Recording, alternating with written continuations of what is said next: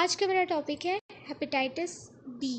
Hepatitis B को उर्दू में काला यरकान भी कहा जाता है और ये जिगर की बीमारी है। ऐसा वायरस है हेपेटाइटिस बी का जो वायरस है जिसको हम HBV कहते हैं या हेपेटाइटिस बी वायरस, ये आपके जिगर पे अटैक करता है। इस बीमारी को हम लोग कम्प्लीटली डिस्कस करेंगे इस वीडियो में, बड़े इंटरेस्टिंग तरीके से मैं आपको बताऊंगी, तो वीडियो को पूरा देखिएगा। और अगर आप मेरे चैनल पर नए हैं तो मेरे चैनल को सब्सक्राइब कर लीजिए। अब हेपेटाइटिस का जो वर्ड है, जैसे कि मैंने पीला यरकान हेपेटाइटिस ए वाली जो वीडियो थी इसमें भी बताया था, यहाँ पे फिर रिपीट करती चलूँ कि जो हेपेटाइटिस है इसका दो पार्ट्स में अगर इस वर्ड को हम डिवाइड करें, हेपेटाई और टिस। हेपेटी का मतलब होता है लीवर यानी जिगर, और TIS टिस इन्फ्लेमेशन यानी कि लीवर की इन्फ्लेमेशन, जिगर की सोजिश। अब ये हेपेटाइटिस की एक ऐसी किस्म है यरकान की जो कि एक वायरस की वजह से हो रही है, HBV जिस वायरस का नाम है। ये तमाम उम्र के लोगों को इफ़ेक्ट करती है और ऑल ओवर द वर्ल्ड, दुनिया में हर जगह इस बीमारी के लोग मौजूद हैं जो इससे सफ़र कर रहे हैं। अब ये जो है यरकान की किस्म थोड़ी सी सीरियस है, थोड़ी सी स्वेयर है। इस वायरस की वजह से सीरियस किस्म की इलनेस हो सकती है, लिवर डैमेज बहुत ज़्यादा हो सकता है, और ऐसा डैमेज होगा जो कि परमानेंटली आर्जी तौर पे नहीं होगा, मुस्तकिल तौर पे रहेगा। और कुछ केसेस के अंदर अगर इसका प्रॉपर ट्रीटमेंट ना किया जाए तो ये लीथल हो सकता है, पेशेंट की डेथ भी हो सकती है। अब इसकी हम लोग वजूहात की बात करें, कॉजेज़ की बात करें, तो सबसे पहली चीज़ ये कि बॉडी फ्लूइड्स की वजह से ये फैलता है, ठीक है, एक्सचेंज ऑफ बॉडी फ्लूइड्स की, जिसके अंदर हमारा ब्लड, सीमन, सलाइवा, ये तमाम चीज़ें आ जाती हैं, बॉडी का जो भी फ्लूइड है। अब ये तब फैलेगा बीमारी, तब एक बंदे से दूसरे बंदे को लगेगी। जैसे हेपेटाइटिस ए की मैंने बात की तो मैंने कहा था कि गंदे पानी से, और खाना ऐसा जो गंदे पानी से बना हो या पानी से ज़्यादा फैलता है, तो इसका जो है डायरेक्ट कांटेक्ट पेशेंट के साथ अगर कोई होगा, और इस तरह नहीं कि अगर किसी ने मरीज़ के साथ हाथ मिला लिया तो उसको लग जाएगा टच करने से, या गले मिल लिया तो लग जाएगा, इस तरह से नहीं, बल्कि जब एक पेशेंट के साथ कोई बहुत ज़्यादा क्लोज़ कांटेक्ट में होगा तब उस बंदे को सिर्फ ये वायरस लग सकता है, अदरवाइज़ नहीं। तो अगर कोई किसी के साथ सेक्सुअल कांटेक्ट में है, ठीक है, अगर स्पाउस को है, स्पाउस में से कोई एक भी HBV पॉजिटिव है तो इस तरह दूसरे को लग सकता है। और उसके बाद सेकंड चीज़ ये है कि अगर मदर इन्फेक्टेड है, ठीक है, प्रेगनेंसी है और मदर इन्फेक्टेड है, उसको HBV पॉजिटिव है, तो बेबी के अंदर बहुत ज़्यादा चांसेस हैं कि वायरस उसकी बॉडी में चला जाए और वो इन्फेक्टेड हो जाए। तो इन सूरत हाल में आगे हम इसका मैं थोड़ा सा बताऊंगी क्योर कैसे किया जा सकता है, कि वैक्सीनेशन प्रॉपर अगर की जाए तो इस बीमारी से बचा जा सकता है। अब अगर हम लोग मदर की बात करें कि मदर से चाइल्ड तक कैसे जा सकता है, तो तीन चीज़ें इसमें आ जाती हैं। एक ये कि इंट्रा यूट्राइन लाइफ में प्लेसेंटा के थ्रू, यानी कि प्लेसेंटा वो ऑर्गन है जिसके ज़रिए बच्चा जो है मदर से खुराक लेता है, फीटस जब वूम के अंदर होता है, मदर के वूम के अंदर। तो डेवलपमेंट जब बच्चे की हो रही है, जब बच्चा बन रहा है, फिटस की डेवलपमेंट हो रही है, तब भी चांसेस हैं कि प्लेसेंटा के थ्रू उसको वायरस लग जाए। सेकंड चीज़, जब बर्थ का प्रोसेस हो रहा होता है, इन्फेक्टेड मदर है, अगर पॉजिटिव मदर है तो बच्चे के अंदर चांसेस हैं कि वो इन्फेक्शन हो जाए उसमें। तीसरी चीज़, ब्रेस्ट फीडिंग, ब्रेस्ट मिल्क के थ्रू भी ये चीज़ ट्रांसफ़र हो सकती है, स्प्रेड कर सकती है बच्चे में। उसके अलावा जो सेकंड चीज़ आ जाती है वो है जो नॉन स्टेरलाइज्ड सिरिंजेस यूज़ करते हैं, जैसे कि जो ड्रग यूज़र्स होते हैं, IV ड्रग्स यूज़ करते हैं, वो एक सिरिंज एक ने यूज़ किया, फिर दूसरे ने, फिर तीसरे ने, इस तरह ये चीज़ फैलने के बहुत ज़्यादा चांसेस हैं। उसके अलावा ज़ख़म के ज़रिए वूंड्स होते हैं, जैसे कि किसी कीड़े मकोड़े ने काट लिया, इंसेक्ट वूंड हो गए, एनिमल बाइट हो गई, इन चीज़ों से। उसके बाद ब्लड ट्रांसफ्यूजन्स, यानी कि जो खून किसी की कमी होगी बहुत ज़्यादा तो उसको खून लगाया जा रहा है। इसी वजह से ना खून लगाने से पहले उसकी स्क्रीनिंग की जाती है कि आया उस बंदे को कोई बीमारी तो नहीं है, जिस जो डोनर है, जो खून दे रहा है। अगर इन केस प्रॉपर स्क्रीनिंग नहीं हुई और वायरस उसकी बॉडी के अंदर था, वो HBV पॉजिटिव था, उसने खून एक हेल्दी बंदे को दे दिया और उसको वो खून लग गया, तो उसके अंदर भी ये वायरस हो जाएगा, वो इन्फेक्शन उसके अंदर बॉडी के अंदर चला जाएगा और वो डिज़ीज़ उसके अंदर डेवलप हो जाएगी। तो इसलिए इस सूरत में भी जो है ध्यान रखना चाहिए कि प्रॉपर स्क्रीनिंग हो। उसके अलावा नॉन स्टेरिलाइज्ड इंस्ट्रूमेंट्स की बात करें, अगर हम लोग डेंटल प्रोसीजर कोई करवा रहे हैं, डेंटल क्लिनिक पे गए हैं, पायरसिंग करवाते हैं हम लोग बहुत शौक से, कान सिलवाते हैं, नाक सिलवाते हैं, उसके लिए जो इंस्ट्रूमेंट्स हैं उनकी प्रॉपर स्टेरिलाइजेशन बड़ी ज़रूरी है। दांतों की जो क्लिनिक का मैंने बताया वहाँ पे स्टेरिलाइजेशन बड़ी ज़रूरी है। टैटू कुछ लोग बनवाते हैं शौक से, उसके दौरान जो इंस्ट्रूमेंट्स यूज़ होते हैं वो जरासीम से पाक होने चाहिए।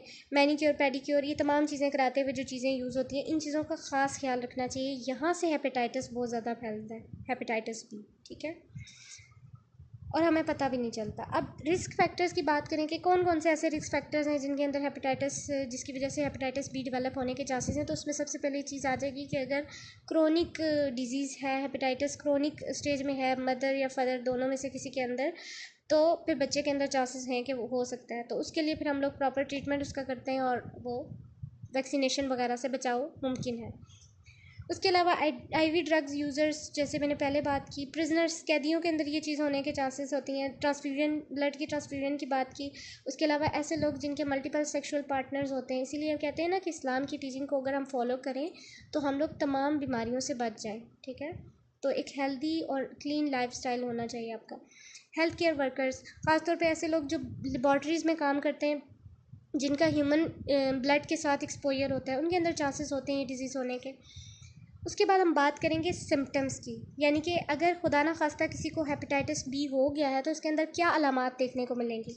तो उन अलामात के अंदर पहली चीज़ आ जाएगी फीवर, बुखार होगा, जॉन्डिस होगा, जो पीलाहट हो जाती है, आंखों का जो सफ़ेद हिस्सा होता है, ठीक है, वो पीला हो जाएगा, स्किन पूरी बॉडी की पीली हो जाएगी, और पेल कलर हो जाएगा यानी।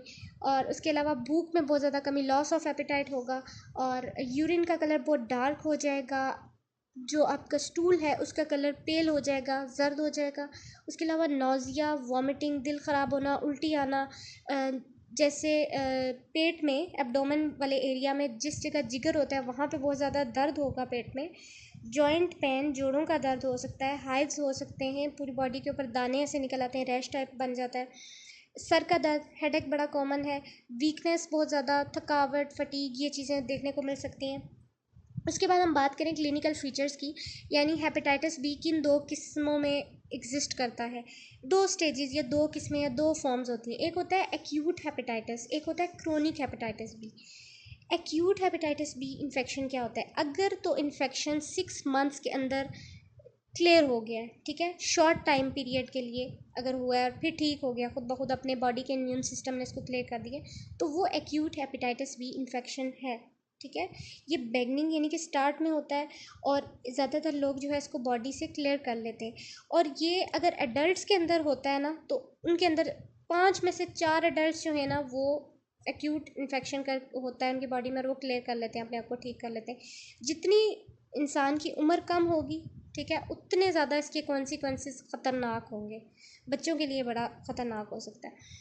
और उसके बाद अगर हम बात करें क्रोनिक हेपेटाइटिस बी इन्फेक्शन की, तो क्रोनिक ऐसा इन्फेक्शन जो कि 6 मंथ्स के अंदर क्लियर नहीं हुआ, 6 मंथ से एक्सटेंड हो रहा है, या फिर काफ़ी अरसे से, कुछ सालों से है, लाइफ टाइम चलता है कुछ लोगों में, तो उसको हम कहेंगे कि अब क्रोनिक स्टेज में एंटर हो चुका है। वो जो है ना बड़ा शॉर्ट लिव था एक्यूट वाला, ये क्रोनिक जो है ये लॉन्ग लास्टिंग है, ठीक है।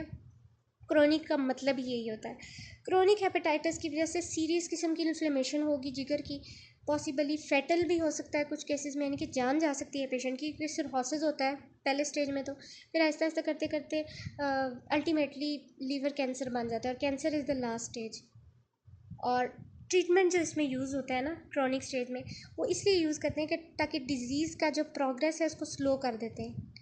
लीवर कैंसर के एक तो चांसेस कम हो जाते हैं ट्रीटमेंट से, और दूसरा ये है कि पेशेंट का जो सर्वाइवल रेट है वो बढ़ जाता है, ज़्यादा अरसे तक वो ज़िंदा रह सकता है, और क्वालिटी ऑफ लाइफ भी ऑब्वियसली इम्प्रूव होती है इससे। अब हम लोग बात करेंगे सिरहोसिस की, कि अगर सिरहोसिस में लीवर को थोड़ा सा हम लोग विजुअलाइज करें किस तरह से होता है। हेल्दी लीवर यहाँ पे दिखाया हुआ है, इसकी सरफेस देखें किस तरह से इसका कलर, और यहाँ पे सिरहोसिस वाला लीवर है, इसके सेल्स देख सकते हैं किस तरह डैमेज हुए, ये हेल्दी के सेल्स हैं। अब हम बात करेंगे कॉम्प्लिकेशंस की।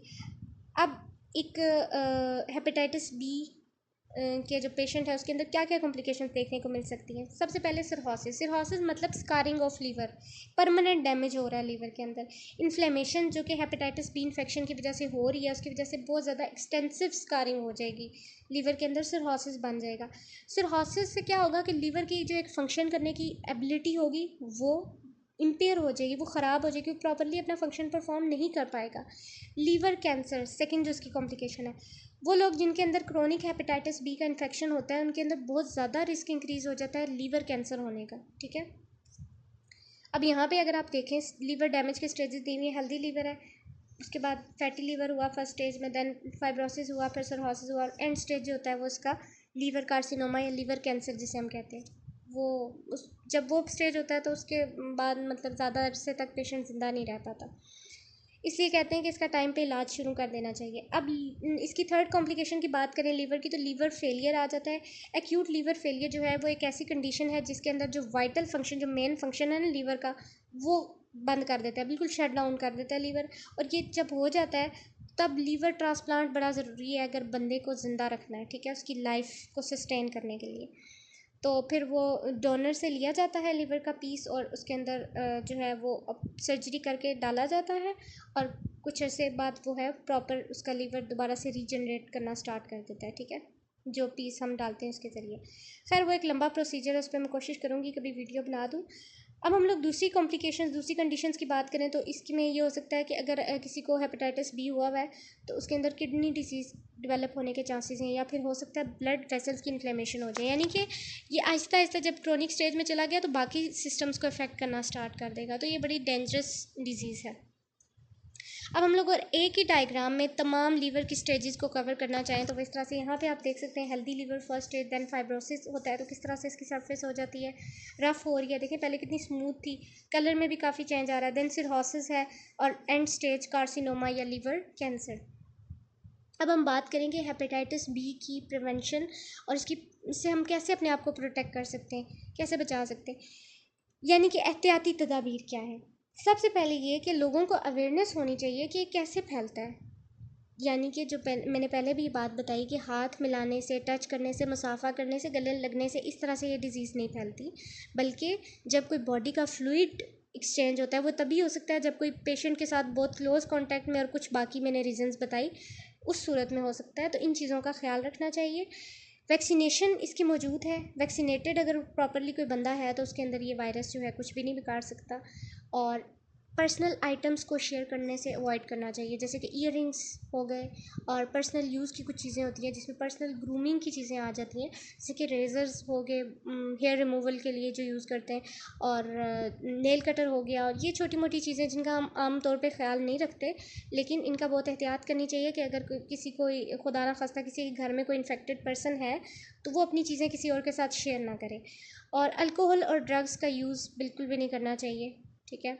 और ट्रैवलिंग में ये चीज़ आती है कि कभी कभार ऐसा होता है कि इंसान को ऐसी जगह पे ट्रैवल करना पड़ता है जहाँ पे हेपेटाइटिस बी की रेशो बहुत ज़्यादा हाई है, तो वहाँ उस एरिया में जाके आपको एहतियाती तदाबीर मज़ीद सख्ती से उन पर अमल करना चाहिए, ताकि आप अपने आप को इस बीमारी से, मुझे बीमारी से बचा सकें। अब हम बात करेंगे इसके डायग्नोसिस की, यानी कि इसकी तशखीस की। तो सबसे पहली जो चीज़ है ना वो है ब्लड टेस्ट। खून का सैंपल लिया जाता है जिसके ज़रिए डिटेक्ट कर सकता है डॉक्टर कि आपकी बॉडी के अंदर आइदर वायरस है या नहीं है, और फिर डॉक्टर बताएगा कि वो एक्यूट स्टेज में है या फिर क्रोनिक स्टेज में है। सिंपल ब्लड टेस्ट करेंगे और उससे पता चल जाएगा। सेकेंड नंबर पर जो चीज़ की जाती है that is liver biopsy. Liver biopsy एक ऐसा प्रोसीजर है, एक ऐसा अमल है जिसके अंदर डॉक्टर जो है एक छोटा सा टुकड़ा जिगर का लेता है, ठीक है, सैंपल के तौर पे, और फिर उसकी टेस्टिंग करता है ताकि ये देख सके कि लिवर डैमेज कितना हुआ है। ये थोड़ा इन्वेसिव मेथड है, ठीक है, कट लगता है इसके अंदर, मतलब बॉडी के अंदर ऐसे नीडल, यहाँ आप डायग्राम में देख सकते हैं, स्किन के ज़रिए जो है वो लीवर तक जाती है, ठीक है, इंसर्ट करता है, और फिर वहाँ से टिश्यू का छोटा सा पीस लेके तो उसको फिर एग्जामिनेशन के लिए यूज़ किया जाता है। अच्छा, अब एक और चीज़ जो बड़ी एडवांस है वो है लीवर का अल्ट्रासाउंड। इसके लिए एक अल्ट्रासाउंड की स्पेशल टाइप है जिसे हम कहते हैं ट्रांजिएंट इलेस्टोग्राफी।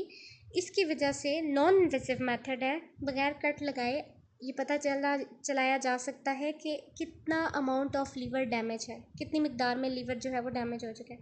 यहाँ पे इस डायग्राम में आप देख सकते हैं किस तरह से डॉक्टर जो है लीवर पे प्लेस करके, ठीक है, स्किन के ऊपर, और ये इसको पिक्चर में शो हो रहा होगा कि किस तरह से ये प्रोसीजर परफॉर्म करके पता चलाया जा सकता है कि कितना लिवर डैमेज हो चुका है। अब हम बात करेंगे इसके ट्रीटमेंट की, ठीक है।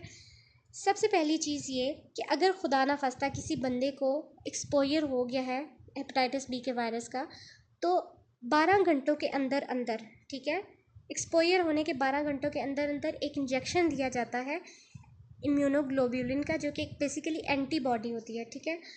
अगर वो 12 घंटे के अंदर दे दिया जाए तो बंदा जो है वो, या वो जो पेशेंट है वो हेपेटाइटिस बी से बच सकता है। ये ट्रीटमेंट जो है, क्योंकि वो एक शॉर्ट टर्म का प्रोटेक्शन प्रोवाइड करता है, तो इसलिए सेम टाइम पे वैक्सीन भी हेपेटाइटिस बी की ले लेनी चाहिए अगर पहले से किसी ने वैक्सीनेशन प्रॉपर अपनी नहीं करवाई हुई। तो उसके बाद वैसे अब यहाँ पे इसके ट्रीटमेंट की बात करें ना, तो हर पेशेंट का ट्रीटमेंट डिफरेंट होता है, और हर पेशेंट को फिजिशियन उसकी कंडीशन के अकॉर्डिंग, उसकी बाकी चीज़ों को देख के, उसके ब्लड के लेवल्स को देख के उसके अकॉर्डिंग ट्रीटमेंट करना है। तो डॉक्टर की प्रिस्क्रिप्शन के बगैर, किसी फिजिशियन को चेक कराए बगैर कभी भी कोई दवाई यूज़ ना करें, कोई किसी किस्म का ट्रीटमेंट खुद परफॉर्म ना करें, क्योंकि ये बड़ी सीरियस चीज़ है, ठीक है। अब सबसे पहले जो चीज़ देखी जाती है वो पेशेंट को डाइट के बारे में ट्रीटमेंट में बताया जाता है कि किस तरह की आप लोगों ने डाइट यूज़ करनी है। उसके बाद अगर हम बात करें कि किसी विटामिन की कमी है, डेफिशिएंसी है पेशेंट की बॉडी में, तो विटामिन थेरेपी दी जा सकती है। फ्लूइड्स का बहुत ज़्यादा यूज़ करने का कहा जाता है, क्योंकि हम लोगों ने बॉडी को डिहाइड्रेशन की तरफ नहीं लेके जाना। क्यों? क्योंकि बॉडी जो है वो इन्फेक्शन से लड़ रही होती है, तो हाइड्रेशन बड़ी ज़रूरी है। फिर अगर कुछ मेडिसिन, कुछ ड्रग्स यूज़ की जाती हैं तो उसके अंदर प्रोटेक्टर्स आ जाते हैं, इंटेरोजॉर्बेंट्स आ जाते हैं, एंजाइम्स हैं कुछ, और ग्लूकोकॉर्टिको स्टेरॉइड्स यूज़ किए जाते हैं, और एंटीवायरल ड्रग्स भी यूज़ की जाती हैं कुछ केसेस में, इंजेक्शंस भी होते हैं। अच्छा, उसकी हम लोग इतना ज़्यादा डेप्थ में नहीं भी जा रहे। अब हम लोग बात करेंगे वो कौन से फूड आइटम्स हैं जिनकी वजह से आपका लीवर डैमेज होता है। वैसे तो किसी भी हेल्दी बंदे को ना, वो भी ये चीज़ें कम इस्तेमाल करनी चाहिए, लेकिन अगर खुदा ना ख्वास्ता किसी को हेपेटाइटिस जैसा मूजी मर्ज लग गया है तो उसको ये चीज़ें बिल्कुल छोड़ देनी चाहिए। अब वो कौन सी चीज़ें हैं?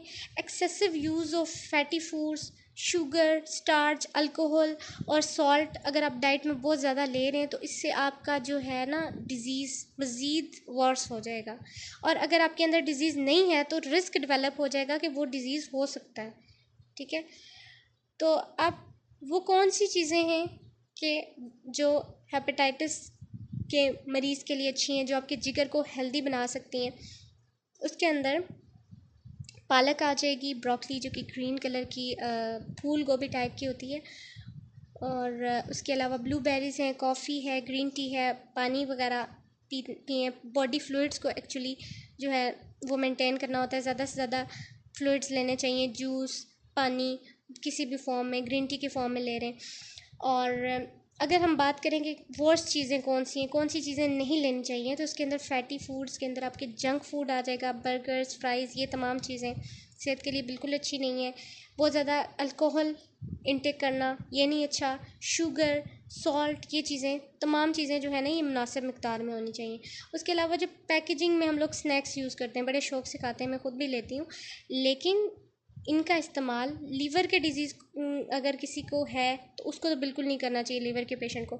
लेकिन अगर कोई हेल्दी भी है तो कम से कम इन चीज़ों का इस्तेमाल करें, ख़ुद भी हेल्दी रहें और अपने इर्द गिर्द के लोगों को भी हेल्दी रखें। Thank you so much for watching.